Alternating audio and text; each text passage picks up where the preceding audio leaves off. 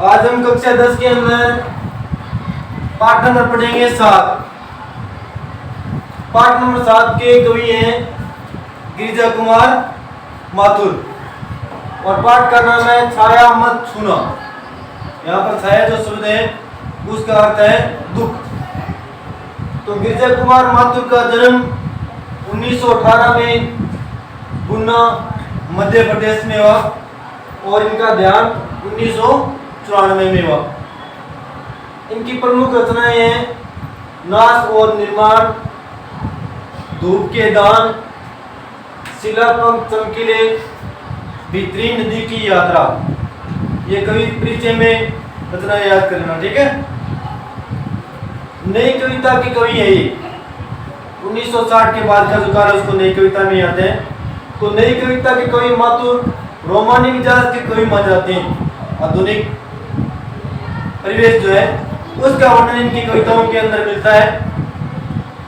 भाषा के दो रंग मिलते हैं इनकी कविताओं में, खड़ी बोली हिंदी और शुद्ध हिंदी, दोनों जो है वो इनकी कविताओं में मिलते हैं। वे विषय की मौलिकता के पक्षधर हैं। जो बात वास्तविक हो कविता के अंदर उसी का वर्णन होना चाहिए, इस बात की ये समर्थक रहे हैं।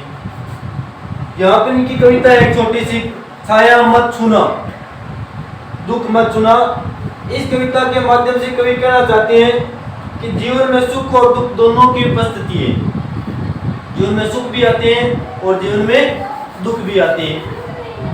कठिन स्थिति से रूबरू होना ही जीवन की प्राथमिकता है। अब कविता के अंदर देखो, व्यक्ति का जीवन हमेशा किसी का समान नहीं रहता। नए व्यक्ति के जीवन में सुख अधिक हो सकता है और नए जीवन के अंदर दुख अधिक हो सकता है। अब जीवन में सुख और दुख कैसे आते हैं? व्यक्ति के जीवन में नए हमेशा कभी सुख रह सकता है और नए कभी हमेशा दुख रह सकता है। सुख के बाद में दुख आता है और दुख के बाद में सुख आता है। तो कवि ये चाहता है कि हमें सुख में कभी ज्यादा प्रसन्न नहीं होना चाहिए और दुख के अंदर में कभी घबराना नहीं चाहिए। दोनों ही स्थितियों के अंदर में क्या रहना चाहिए? समान रहना चाहिए। तो इसी का वर्णन यहाँ पर किया गया है। और जब व्यक्ति के दुख आते हैं तो उसे पिछले दिनों को कभी याद नहीं करना चाहिए। ये नहीं कि व्यक्ति पिछले दिनों को याद करता रहे और सोचता रहे कि अब दुख ही दुख नहीं।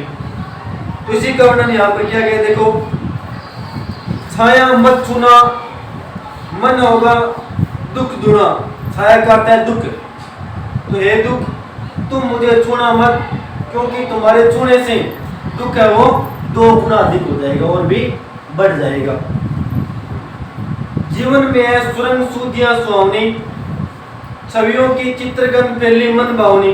सुरंग मानी वह यादें, सुरंग मानी सुंदर, सूदियां मानी वह यादें, क्योंकि मेरे जीवन में सुंदर सुहावनी यादें भी हैं और छवियों में चित्र के समान गंध भी फैली हुई जो मन को अच्छी लगती है। क्योंकि व्यक्ति के जीवन में देखो हमेशा क्या रहता है? ज्यादा जीवन में सुख रहता है या दुखी हो? सुख ज्यादा रहता है। तो वही कवि कहते हैं कि जीवन में मेरे बहुत ही सुंदर सुहावनी यादें, छवियों में चित्र के समान गंध भी फैली हुई है। तन सुगंध शेष रही बीत गई यामिनी, तन मानी वह शरीर, यामिनी मानी रात। तो शरीर की सुगंध ही शेष रह गई है क्योंकि अब तो रात भी बीत चुकी है। कुंतल के फूलों की याद बनी चांदनी, कुंतल मानी है बाढ़, तो उसके बालों की यादें भी अब चांदनी रात के समान बनी हुई है। फूलों सी एक चून बनता हर जीविसन, छाया मत चुना मन होगा दुख दुना। भूल है वह एक चून के समान हर जीविसन क्षण के अंदर स्पर्श करते रहते हैं। यानी व्यक्ति जीवन के अंदर जो भूले करता है वो हमेशा याद रहती है। इसीलिए कवि कहता है कि हे दुख तुम मुझे छूना मत, क्योंकि तुम्हारे छूने से मेरा दुख है वो क्या हो जाएगा? 2 गुना अधिक हो जाएगा। यहाँ तक ये एक अभ्यास है, कर लो ऐसा बयान। 2 नंबर देखिए, यश है ना वैभव है, मान है न सरमाया, जितना ही दौड़ा तो उतना ही भरमाया। यश मानी है प्रसिद्धि, वैभव मानी है सुख समृद्धि, सरमाया में श्रम में पड़ा है, भरमाया में भ्रम में पड़ा है। तो कवि कहता है कि जीवन में न प्रसिद्धि है, न सुख समृद्धि है और न ही मान सम्मान है। और व्यक्ति जितना ही ज्यादा दौड़ता है उतना ही वह क्या पड़ जाता है, भ्रम में पड़ जाता है।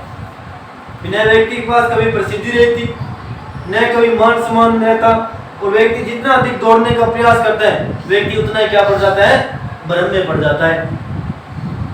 प्रभुता का स्वर्णबिंब केवल मृग तृष्णा है, हर चंद्रिका में छिपी एक रात कृष्ण है। स्वर्णबिंब है स्वर्ण का सहारा, मृग तृष्णा है मन की इच्छा, और मन की इच्छा कभी पूरी नहीं होती। क्या हो सकती है, मन की इच्छा हमेशा अधूरी रहती है।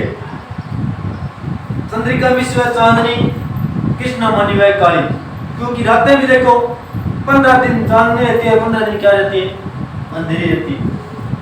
तो 15 दिन दुख है तो 15 दिन क्या है, सुख है। कभी दिन है तो कभी रात है, कभी रात है तो कभी दिन है। तो इसी तरह जीवन के अंदर सुख आते हैं जाते हैं, दुख आता है चला जाता है।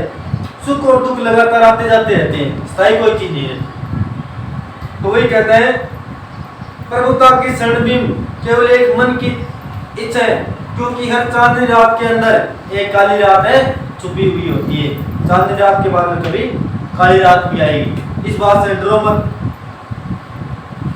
जो है यथार्थ कठिन उसका तुम कर पूजन, क्योंकि जीवन में जो वास्तविक है, जो होने वाला है, उसी की तू पूजा कर।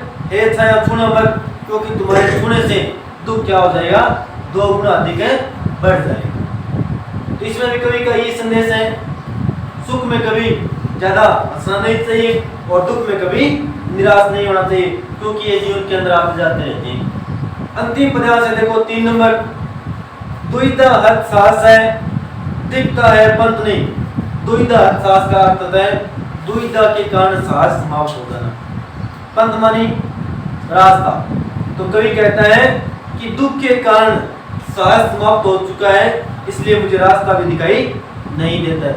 और लगातार कोई व्यक्ति दुख ही दुख में रहेगा तो वो क्या हो जाएगा, निराश हो जाएगा, आत्महत्या भी कर सकता है। तो वही कवि कहता है कि दुख के कारण साहस समाप्त हो गया है, इसलिए रास्ता दिखाई नहीं देता है।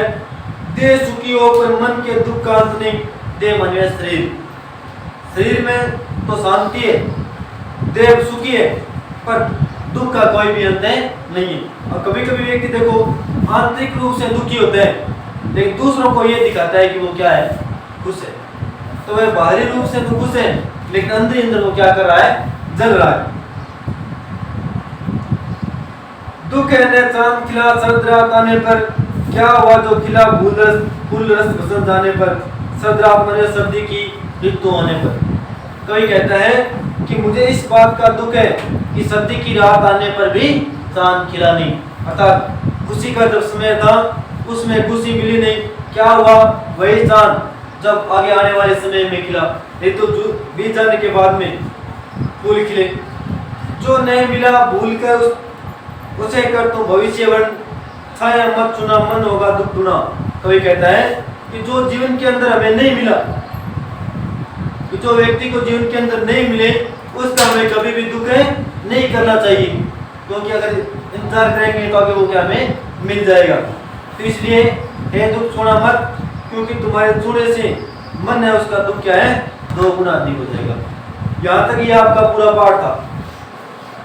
साहब यार, अब ग्रह कार्य के लिए प्रश्न देखो, 1 नंबर, 5 नंबर,